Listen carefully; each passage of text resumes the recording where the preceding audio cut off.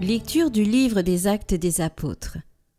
En ces jours-là, après la guérison de l'infirme, comme Pierre et Jean parlaient encore au peuple, les prêtres survinrent, avec le commandant du temple et les Sadducéens. Ils étaient excédés de les voir enseigner le peuple et annoncer, en la personne de Jésus, la résurrection d'entre les morts. Ils les firent arrêter et placer sous bonne garde jusqu'au lendemain, puisque c'était déjà le soir. Or, beaucoup de ceux qui avaient entendu la parole devinrent croyants. À ne compter que les hommes, il y en avait environ 5000. Le lendemain, ils réunirent à Jérusalem les chefs du peuple, les anciens et les scribes. Il y avait là Anne, le grand prêtre, Caïphe, Jean, Alexandre et tous ceux qui appartenaient aux familles de grands prêtres. Ils firent amener Pierre et Jean au milieu d'eux et les questionnèrent. Par quelle puissance et par le nom de qui avez-vous fait cette guérison? Alors Pierre, rempli de l'Esprit Saint, leur déclara: Chefs du peuple et anciens, nous sommes interrogés aujourd'hui pour avoir fait du bien à un infirme, et l'on nous demande comment cet homme a été sauvé. Sachez-le donc, vous tous, ainsi que tout le peuple d'Israël. C'est par le nom de Jésus le Nazaréen, lui que vous avez crucifié, mais que Dieu a ressuscité d'entre les morts, c'est par lui que cet homme se trouve là devant vous bien portant. Ce Jésus est la pierre méprisée de vous, les bâtisseurs, mais devenue la pierre d'angle. En nul autre que lui il n'y a de salut, car sous le ciel aucun autre nom n'est donné aux hommes qui puissent nous sauver.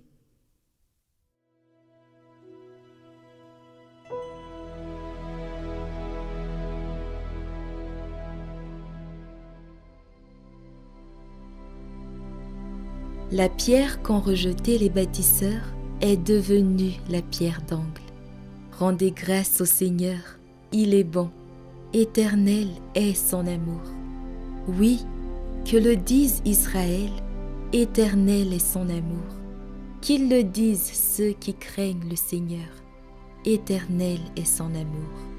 La pierre qu'ont rejetée les bâtisseurs est devenue la pierre d'angle. C'est là l'œuvre du Seigneur, la merveille devant nos yeux. Voici le jour que fit le Seigneur, qu'il soit pour nous jour de fête et de joie. Donne, Seigneur, donne le salut. Donne, Seigneur, donne la victoire.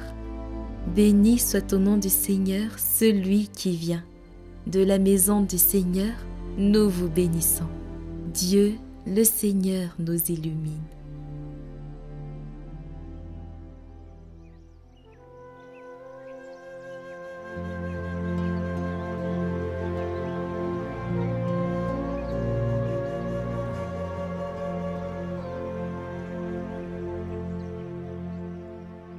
Évangile de Jésus-Christ selon saint Jean.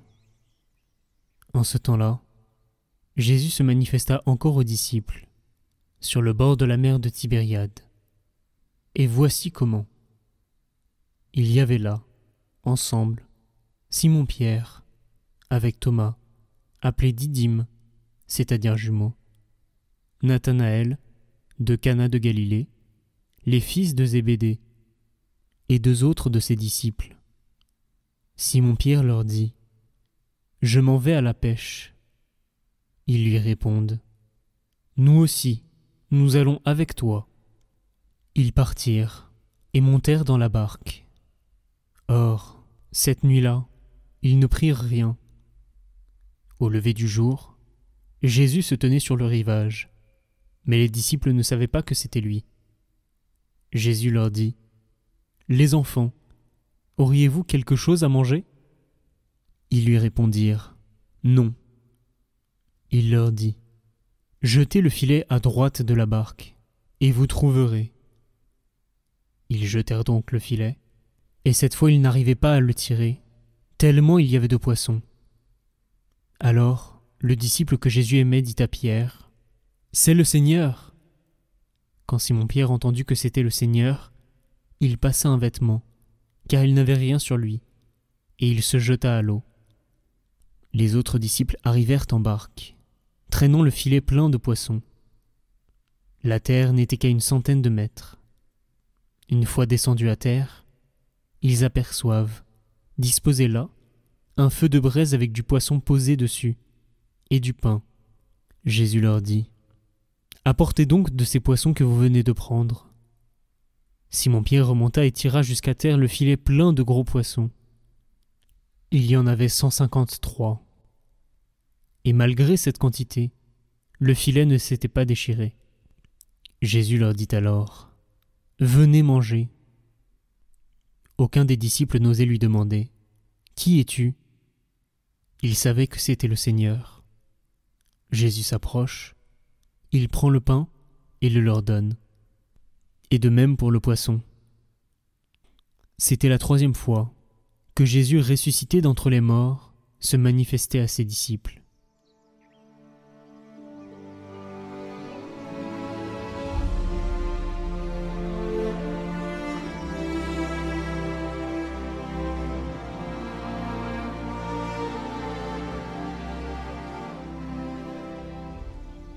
Il est fascinant de constater combien l'homme peut vivre dans l'illusion du contrôle. Nous pensons souvent que la réussite dépend de nos forces, que le fruit de notre travail découle de notre savoir-faire, et pourtant, les textes d'aujourd'hui nous révèlent une vérité bien plus profonde. L'abondance vient d'ailleurs. Regardez ces pêcheurs, expérimentés. Toute une nuit d'efforts et les filets restent vides. Il suffit d'une parole du Christ, d'un simple déplacement du filet, et voilà 153 gros poissons qui débordent du filet sans le rompre. Ce n'est pas une leçon d'efficacité, c'est une révélation. Ce qui nourrit vraiment l'homme ne vient pas uniquement de son labeur, mais de sa capacité à écouter, à faire confiance à celui qui connaît les profondeurs invisibles. L'abondance véritable surgit lorsque l'homme accepte de ne pas être le maître de la mer, mais le serviteur d'une parole. Et c'est vrai pour tout dans nos vies. Pierre, lui aussi, se tient devant une autre forme d'abondance, non pas celle des poissons, mais celle du salut offert. Interrogé sur la guérison de l'infirme, il ne revendique aucune compétence personnelle. Il désigne l'unique source, c'est par le nom de Jésus que cet homme se tient debout. Là encore, ce n'est pas l'homme qui sauve, mais Dieu, qui agit à travers lui. L'Église ne repose pas sur la performance de ses membres, mais sur la solidité d'une pierre d'angle que les bâtisseurs avaient rejetée.